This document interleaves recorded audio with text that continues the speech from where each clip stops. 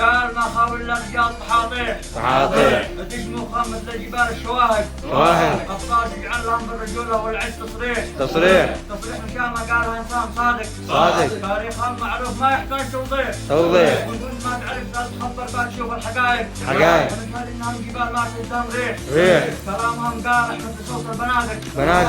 وقت المواقف كلامهم ما يحتاج تصحيح لأنه كلام الصار قالها يصلح إنسان واثق أصحابي نشهد إنهم رجال طحاطيح أصحابي شيل الهم من القلب لو كنت ضايق من أجلكم أقسم بربي بعلى صوت باصيح وأقول أنتم رداح الكتف يا صقور الصواعق من خواكم أقسم بربي ما يوم بيطيح لأنكم معه في سراء وفي عوايق ربي يحفظكم ولا تشوفوا يوم تجريح تعيشوا أعمالكم بالفرح والجو لكم صافي ورايق صح الله